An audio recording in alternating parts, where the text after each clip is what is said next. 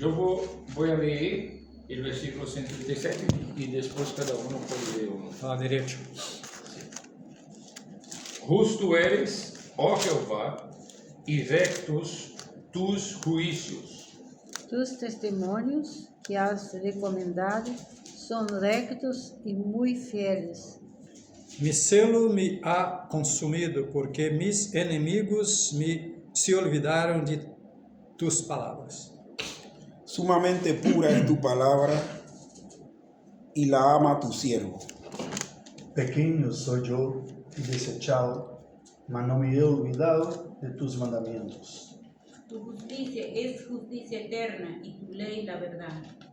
Aflicción y angustia se han apoderado de mí, mas tus mandamientos fueron mi delicia. Justiça eterna são tus testemunhos. Dá-me entendimento e viviré. La otra letra. Aquí no hay las letras, ¿eh? Ah, sí, mira. Dos. ¿Tu versión es la misma? Sí, es. Aquí estaba viendo que la próxima letra es Kof. Sí. Dos. Sí. Mira, hemos visto este salmo desde el principio y creo que ya está claro para nosotros que el salmista está exaltando las escrituras, la palabra de Dios. Y trata de hablar de las escrituras usando términos específicos, como que para hablar de cada aspecto, como las escrituras como un diamante, ¿no? Con varias facetas. Y la otra cosa que creo que queda claro es que el salmista aplica las escrituras a diversas circunstâncias de su vida. Entonces, é muito precioso observar essas coisas, ou essas duas ensinanças básicas que vemos aqui e nesse salmo, porque no mínimo nos llena de esperança, sabendo que em las escrituras podemos encontrar el consuelo, la guía, la roca firme que necesitamos, el entendimiento para la vida. Entonces, a veces hay similitudes de una porción a otra, pero há matizes diferentes, distintas, e que mostra a riqueza deste salmo, desse capítulo 119. No estoy bien. Yo amo. ¿Quieres que me cambie? A ella le gusta el aire. É que lhe gusta cobrir. Sí, Es ortodoxo, ¿no? exactamente. Sí, Ella de la iglesia ortodoxa panameña. Aún no está arreglo de esta práctica, ¿no? En essa porção que acabamos de ler, há uma palavra que se repite por lo menos 5 vezes. E que palavra é esta? Justiça. Justiça. Justiça. E é exatamente disto que vamos tratar de falar. A justiça perfeita e imutável de Deus, aqui plenamente expressada em la palavra que o salmista mesmo descreve como confiável e eterna. E essa palavra confiável e eterna é uma roca firme para lo que el salmista está pasando en ese momento. Aunque esté en medio de desprecio, rechazo, el salmista busca por la gracia de Dios y le pide entendimiento del cual depende su vida, ¿no? Mas vamos a ver pouco a pouco, e eu quero compartilhar 3 verdades aqui nesse texto. A primeira tem que ver com o fundamento que não tiembla. Versículos 137, 138 e 142. Dice: justo eres, oh Jehová, y rectos tus juicios. Tus testimonios que has recomendado son rectos y muy fieles. Tu justicia es justicia eterna y tu ley la verdad. E eu quero que note algo importante aqui.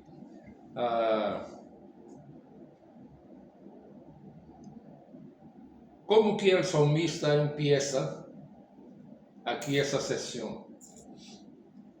Diciendo que el Señor es justo. Exato. Ele enaltece, né? A El justiça salmista de Jeová. não empieza falando de seus próprios problemas, aunque los tenga.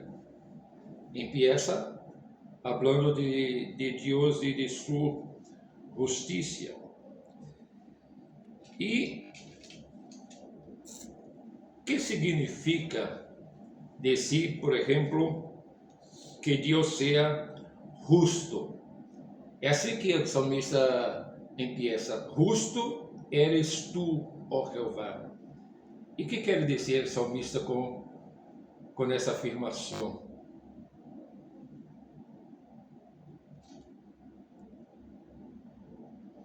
Qual é a ideia que o salmista está tratando de apresentar-nos? Pienso yo que ahí él está diciendo que Dios siempre va a actuar con la sentencia correcta, o sea, va a determinar las cosas tal cual como son, o sea, y no se va a equivocar en su determinación. Actuar com rectitud. Ajá. Sim. Isso significa que o salmista está tratando de com essa afirmação de que Deus é plenamente confiável, completamente fiel, absolutamente recto. E não é simplesmente que Deus haga coisas justas, é que Deus mesmo é justiça. Deus mesmo é justiça. Agora,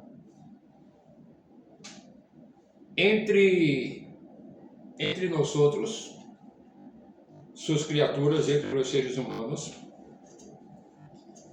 a justiça existe porque há uma justiça por encima de nós outros, a la qual devemos ajustar-nos. Pero com Deus é diferente, não há uma justiça que está por encima de Deus. Deus é a justiça. E sua justiça consiste em que Ele harmoniza perfeitamente consigo mesmo. Todos os direitos e todas as leis têm sua origem em Ele. E suas leis são justas porque Ele las dio em perfeita harmonia com seu próprio ser e sua própria vontade. Agora, por que isso é importante para nós outros?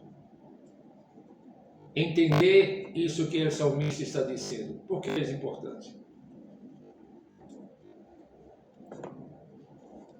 Creo que, hermano, como nosotros no somos el origen de la justicia, para nosotros es importante ver ese modelo que nos da Dios, ¿no? Y entonces, en virtud de ese modelo que nos da Dios, guiarnos en eso. Y esa es la razón por la cual uno puede percibir si uno hizo algo bueno o malo, porque el modelo de la rectitud, de perfección, es Dios mismo, como usted lo dijo anteriormente. O sea, Dios es justicia en sí mismo, y Dios no está obligado a copiarse él mismo, porque él emana eso. Sin embargo, nosotros sí. O sea, nosotros sí estamos... nosotros sí estamos...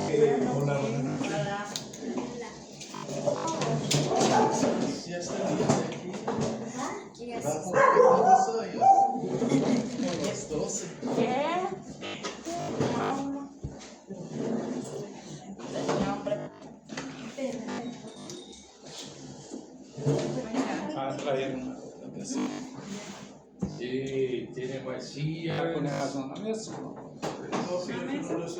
Ah, no, sí. Está aqui? Está aqui? Sí.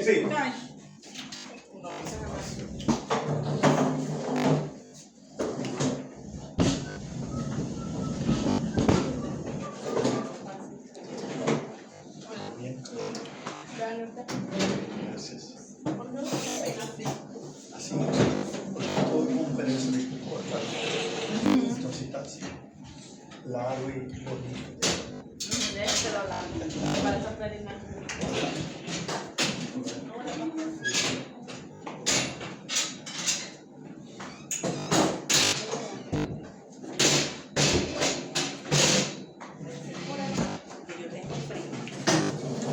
Vamos a correr todo. Va.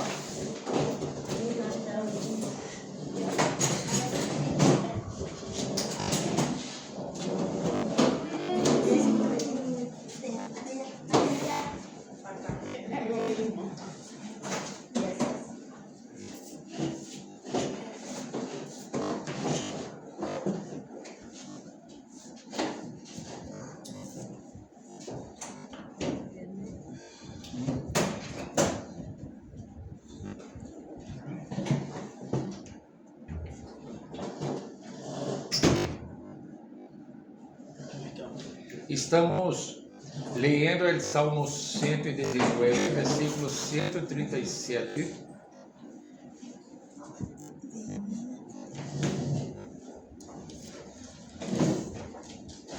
Sí, pastor, usted preguntó por qué era importante. Bueno, Sí. porque nosotros tenemos que seguir precisamente ese modelo de justicia que Dios es el que lo emana, ¿no? Él es el origen.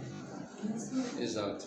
Entonces, otra cosa, si Dios es justo y sus juicios son rectos, Él nos va a, y para la redundancia, nos va a juzgar de acuerdo precisamente a esa característica que Él manifiesta, que es justicia y rectitud. Exato. Pero há algo mais que queria dizer, né? César, mais de lo que comentaste.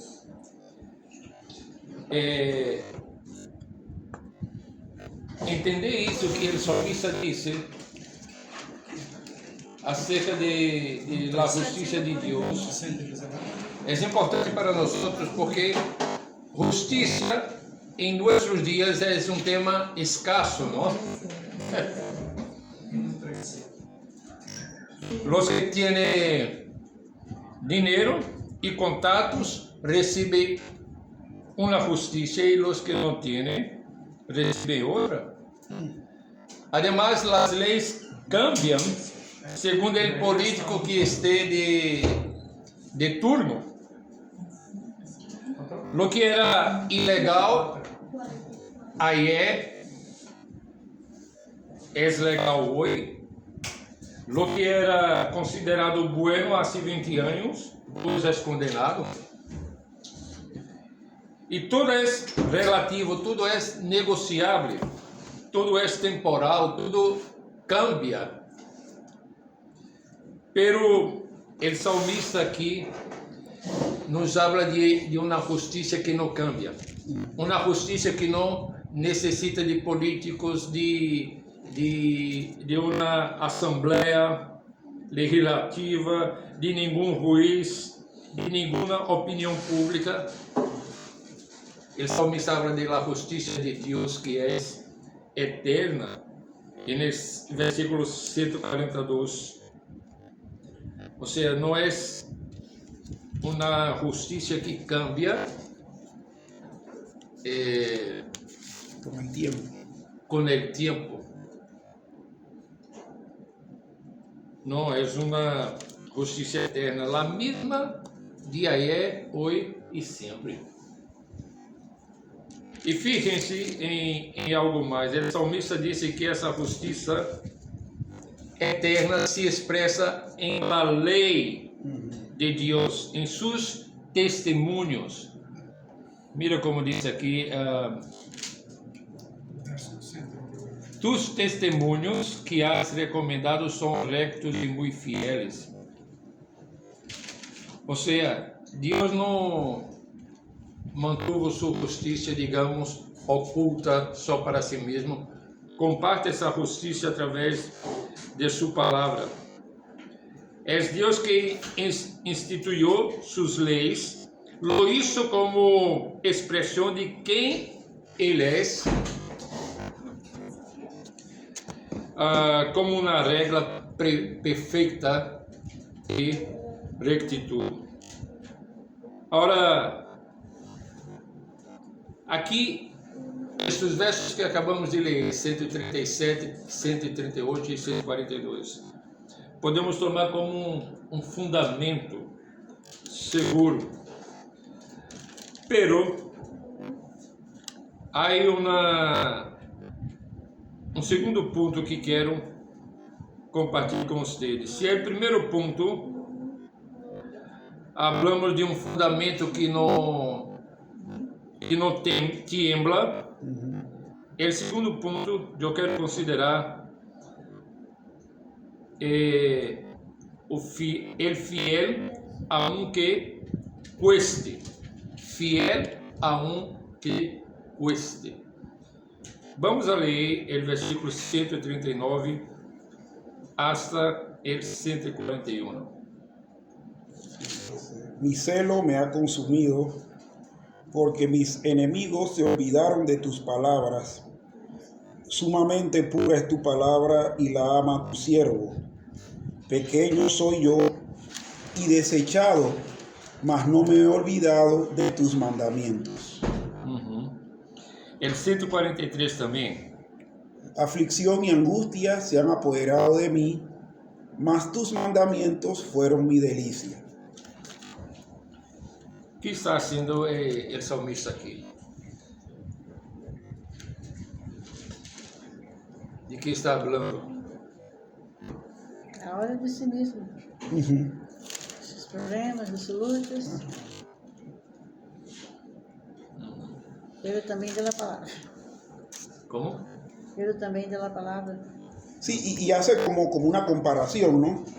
Porque él primero empieza diciendo que el celo que él tenía lo ha consumido. Sin embargo, posteriormente dice que pequeño es él y desechado.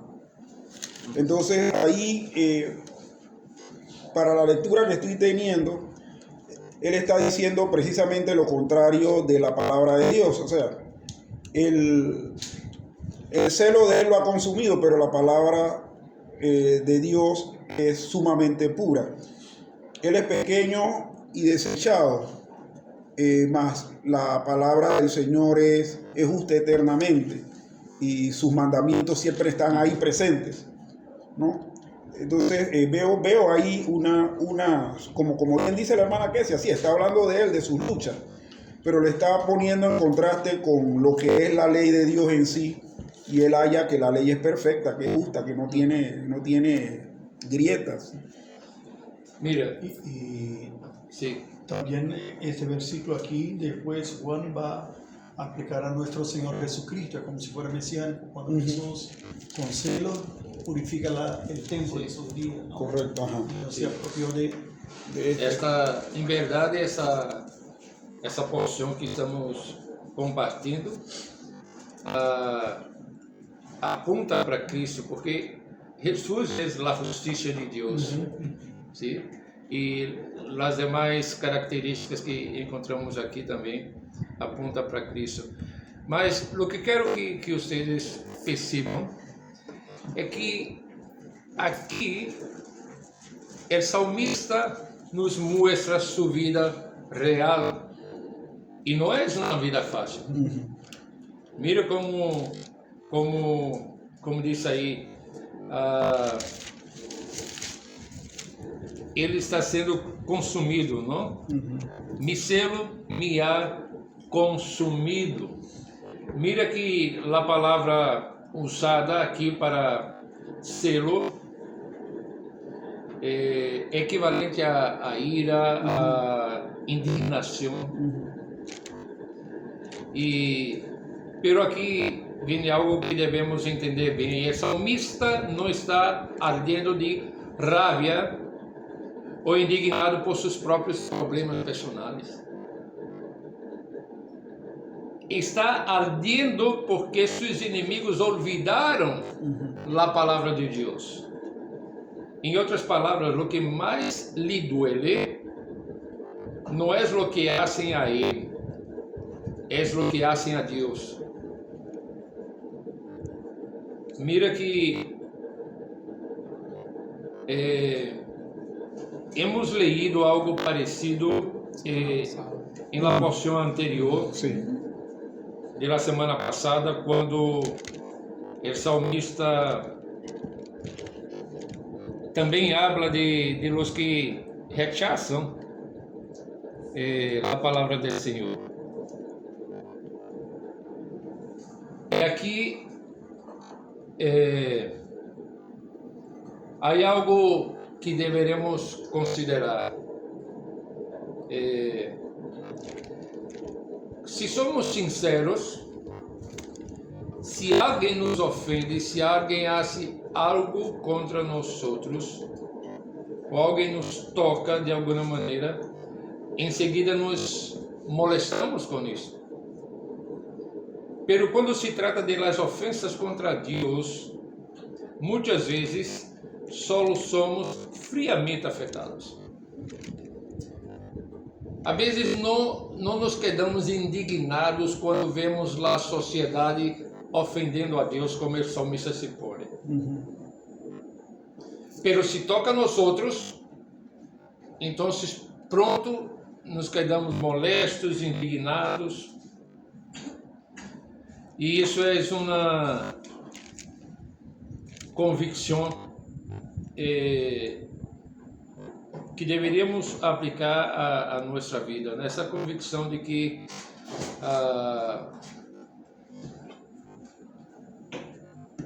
devemos indignar-nos com a ofensa ou a desonra a Deus,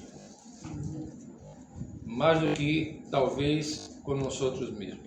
Sabe, pastor, que ahora que usted está haciendo esa aplicación, en estas 2 semanas de año escolar que se han desarrollado, en la experiencia que me ha tocado tener, los alumnos han tomado como si fuese un relajo esto de los Terians, ¿no? O sea, desde que salió a la luz, la locura que no sé en qué momento salió, pero salió así de repente y se hizo muy popular, muy popular en tan corto tiempo. O sea, veo que ellos hacen festín de eso, ellos mismos ensalzan, no sé si lo harán a propósito para ver cómo uno reacciona, que yo creo que sí, que esa es su intención. Vamos a ver cómo lo hacemos caer aquí, que anda de enojo por esto. Y como que le dan, como que eso fue la gran gracia, ¿no? Ahora es Terian. El día de hoy los encontré, estaba entrando al salón y estaban en el piso. Yo le digo, jóvenes, ¿qué hacen ustedes en el piso? No, profesor, que estamos haciendo un mural. Y de hecho sí estaban haciendo el mural. pero lo estaban haciendo en el piso, o sea, estaban tirados en el piso como si estuviesen en una cama. Y yo le digo, bueno, levántense pues. Y dice uno por allá atrás que ni siquiera estaba en lo que era hacer el mural. Dice, profesor, no, ni les diga nada, que ellos son Terians. Sí, entonces ya eso, o sea, eso ha tomado ya un matiz. Uma dimensão. Sí, una dimensión ya, por decir, ridícula, que no sé, o sea, me preocupa porque si sigue eso desarrollándose,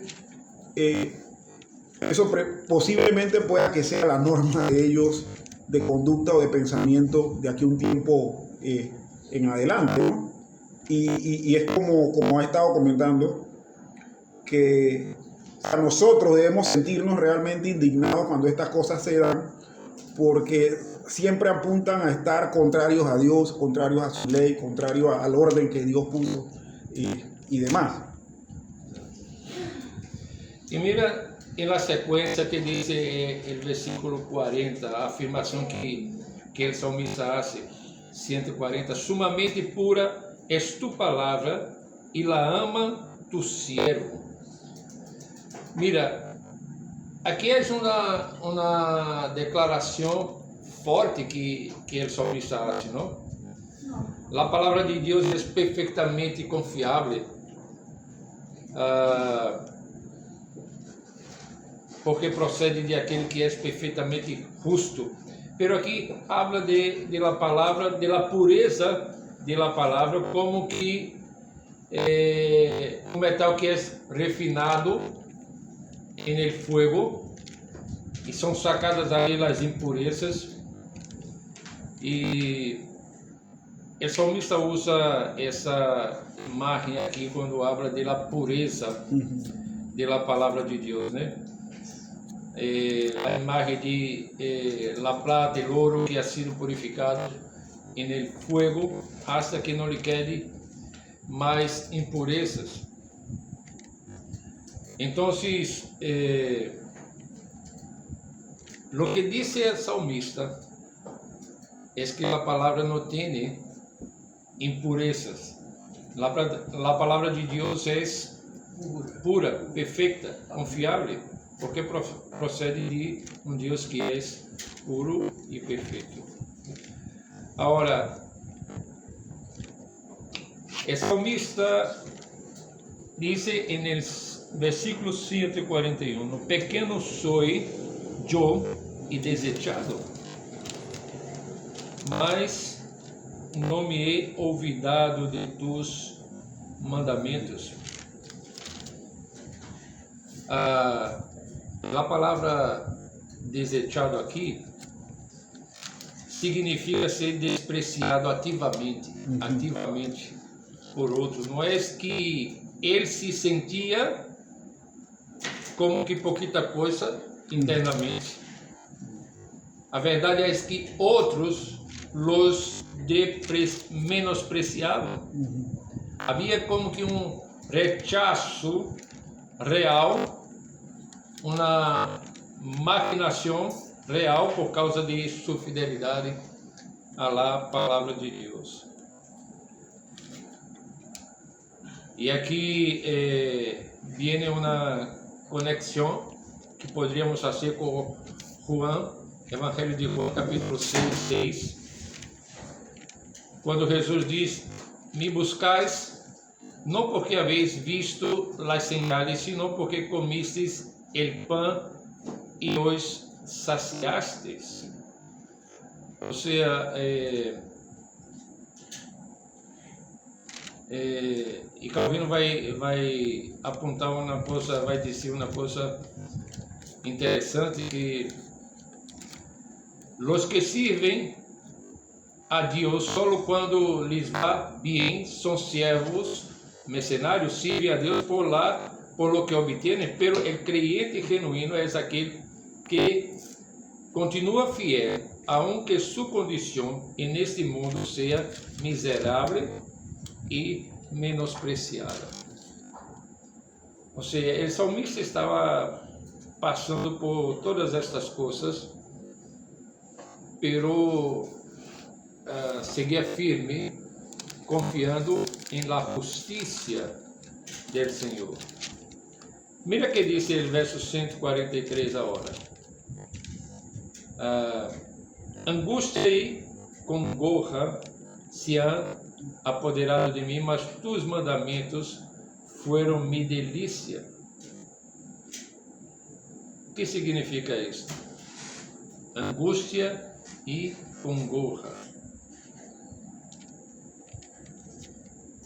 Mi traducción está como aflicción, Sí, Aflicción. aflicción. Sí. Sí. sufrimiento. Una tristeza muy sí, Intensa, muy intensa. Sí. real, né? Una angustia real, un aprieto.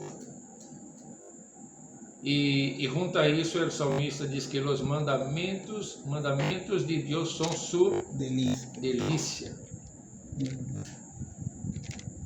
La misma palabra que usa el Salmo para el deleite más profundo, né? El placer más íntimo. Usa-se essa palavra delícia. Bueno, e que nos ensina estes versos 143? Que nos ensina esse verso 143?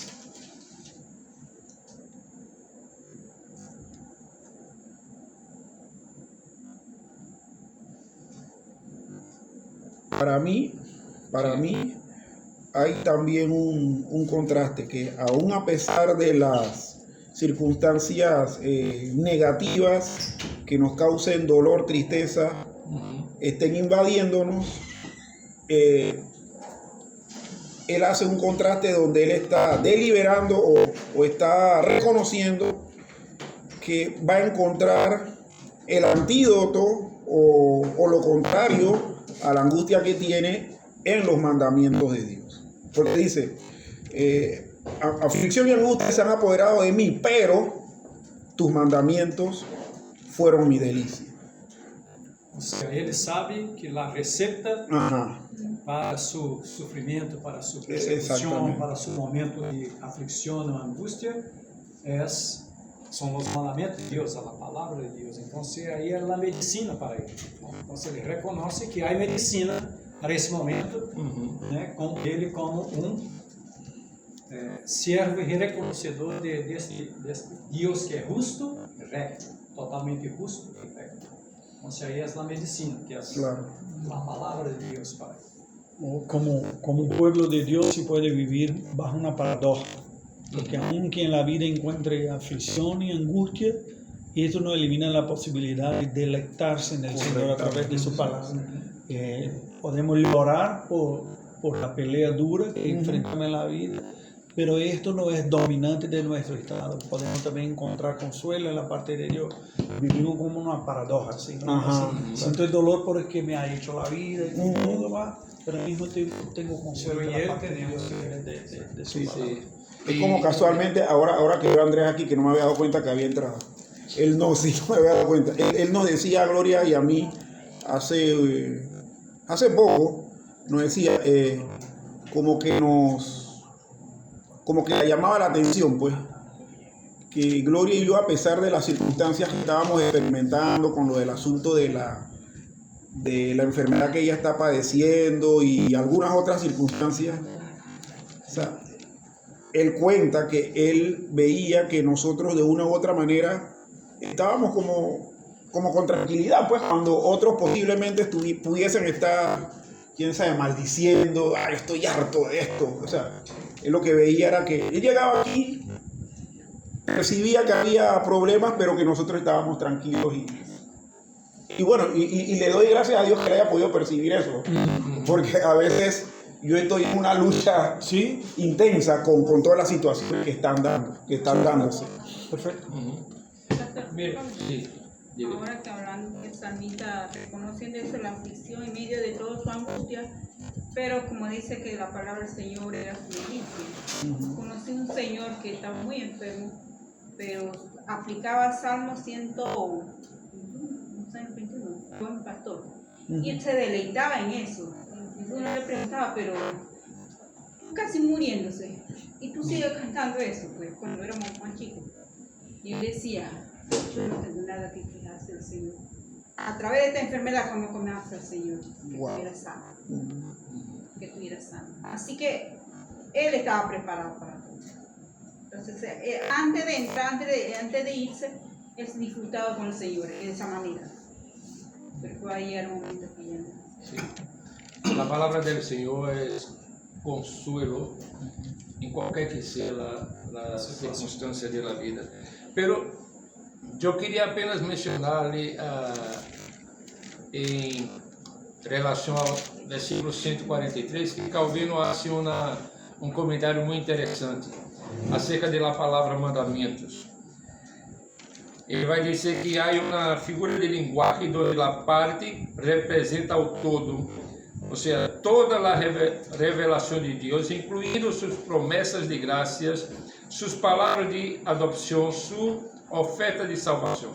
Tudo está nessa palavra mandamentos. Então, o salmista aqui se deleita nessa palavra, nesse mandamento, que é integral, é amplo. Não vê os mandamentos como uma lista pesada de coisas que uno tem que fazer como obrigação ou um peso, um fardo que está levando. Então, são nesses mandamentos que o salmista se encontra deleitando-se.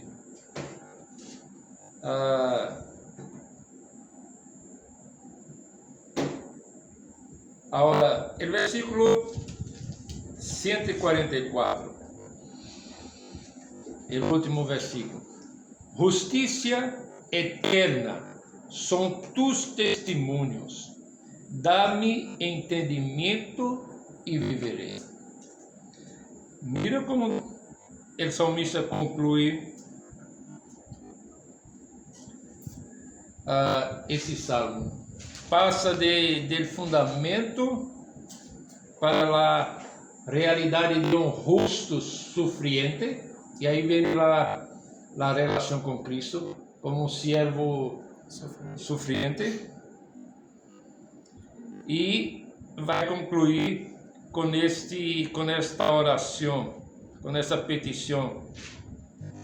Pide entendimento para viver.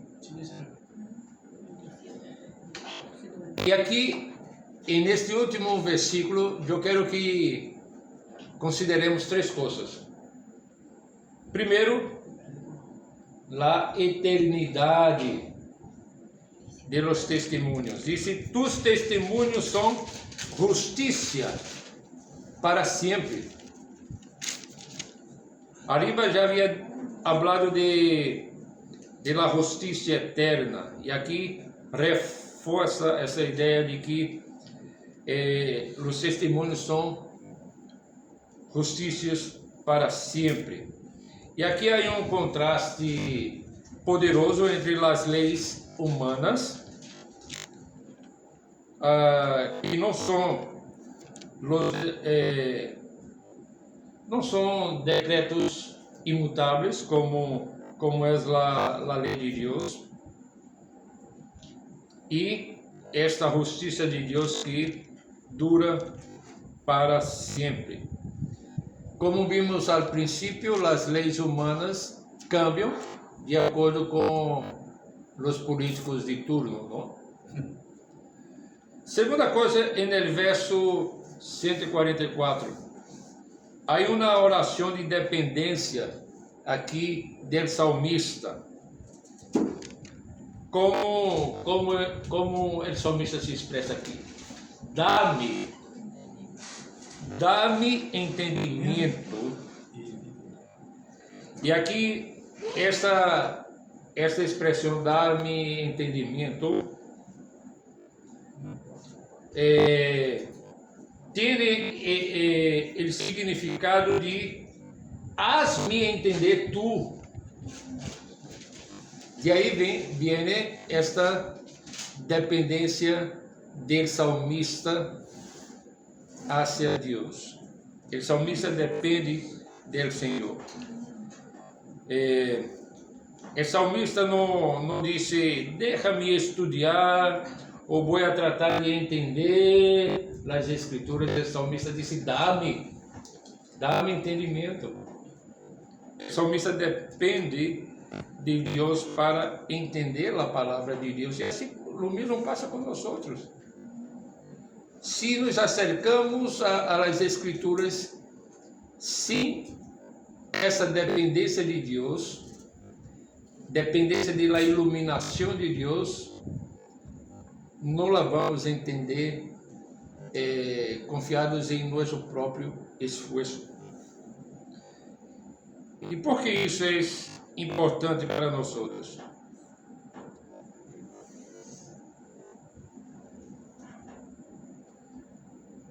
Porque o entendimento das Escrituras não se logra simplesmente com a inteligência humana ou esforço próprio. Necessitamos de que Deus nos dê que Deus nos ilumine a mente para compreender a sua palavra. E por isso que devemos orar como o salmista. E mira que no Salmo 119, versículo 18, o salmista já havia hecho a seguinte oração: abre mis ojos e mirarei las maravilhas de tu lei. Ou seja, uma vez mais aqui, o salmista reconhece que necessita que Deus lhe dê entendimento de sua palavra. É como que o salmista estivesse aqui reconhecendo que o entendimento da palavra do Senhor é dom soberano da graça, não é logro intelectual humano. É resultado da obra de Deus através de seu Santo Espírito em cada um de nós outros.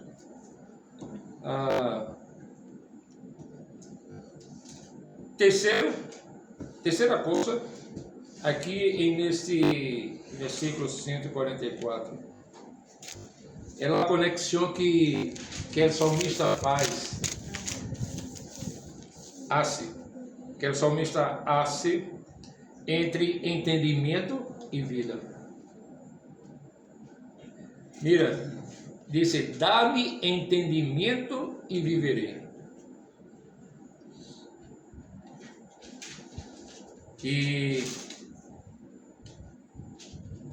é muito interessante mirar este último versículo. E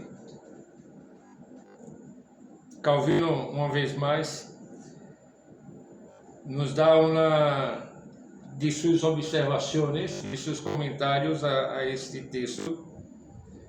E ele disse que, hablando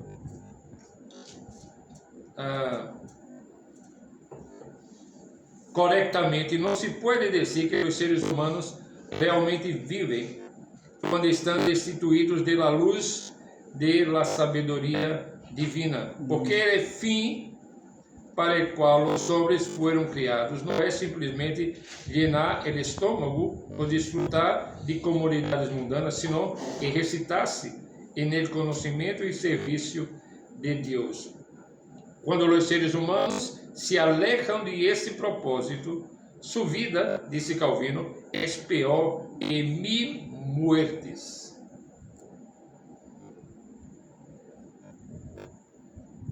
E então, aqui chegamos ao final com profunda oração del salmista.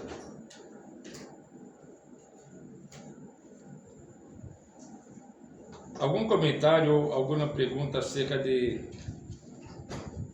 deste último versículo?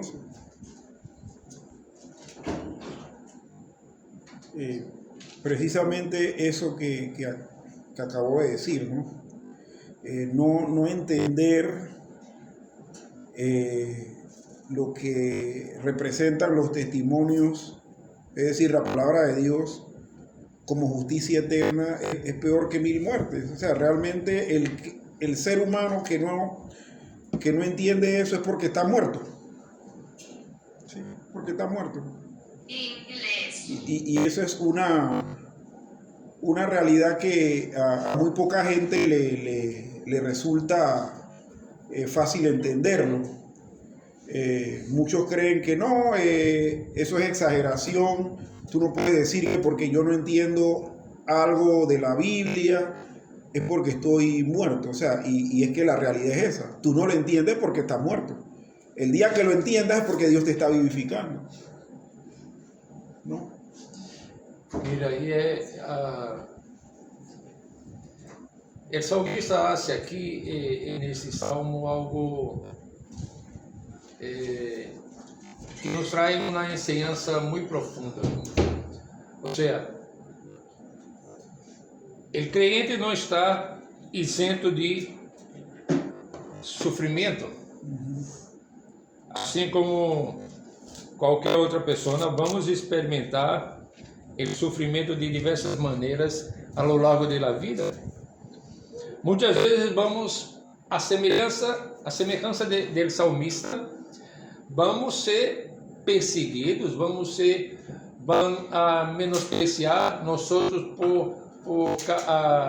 por causa de nossa fé. Pero o salmista nos dá uma enseñança muito preciosa aqui, onde reconhece que em meio desta vida sofrida, real, e nesse mundo caído, o que mais necessitamos é entender as Escrituras para viver. Pero viver de uma maneira que glorifique a Deus, viver com sabedoria neste mundo de injustiças, viver guiados por las Escrituras. Irmãos, o salmista não era um homem perfeito, vivia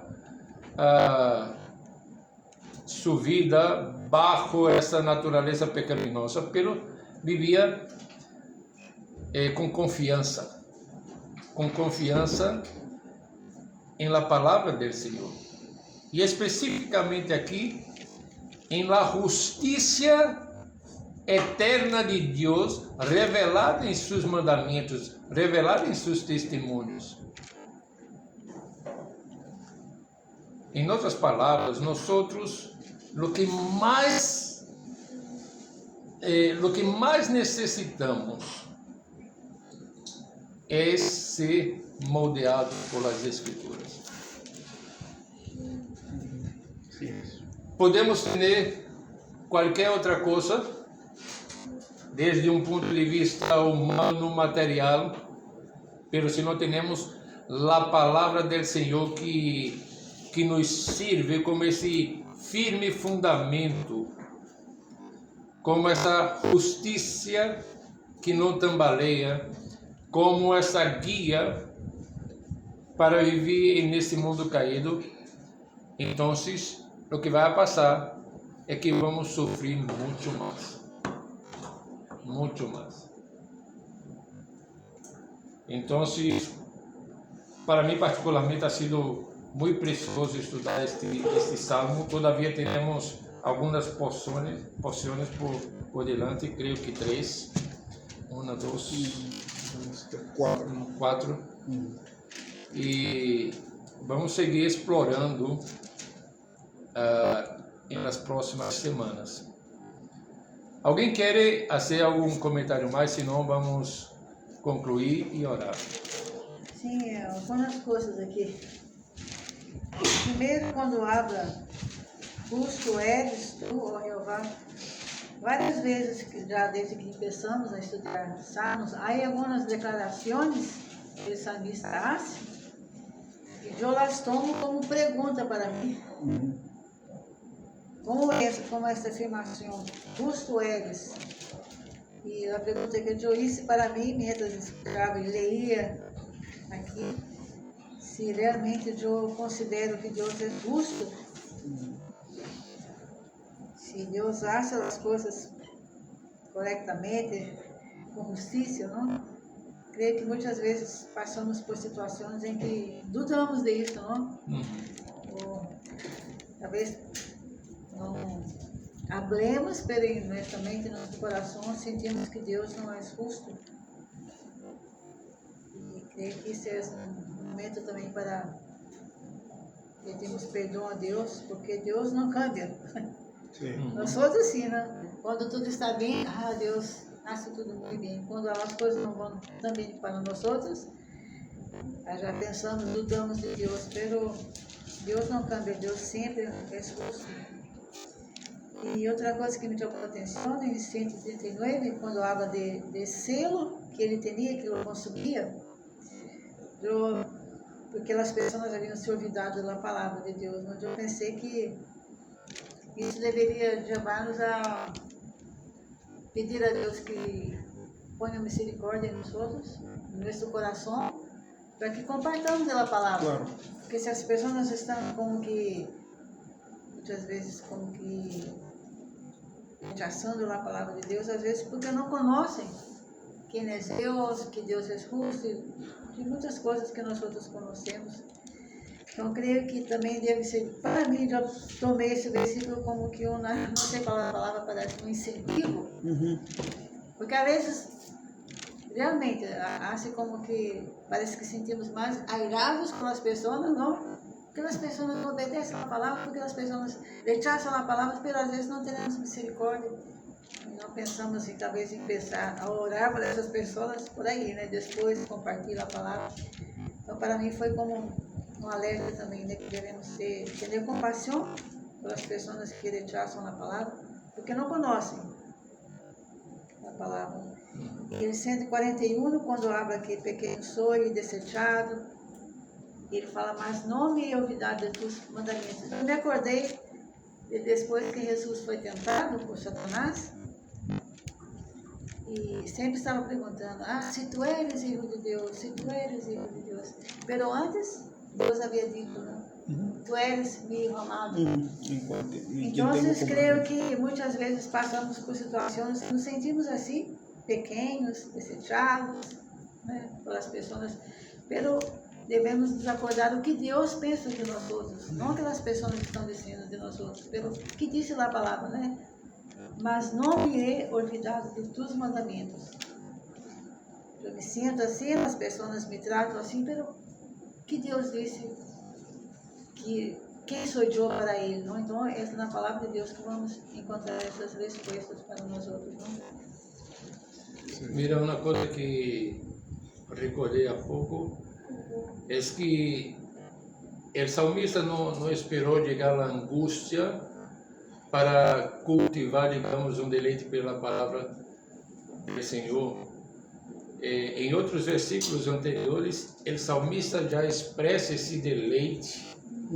Ou seja, devemos cultivar esse amor, esse deleite pela palavra antes que venha a angústia, antes que venha o sofrimento.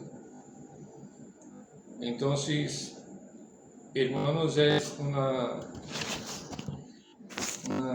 bendição quando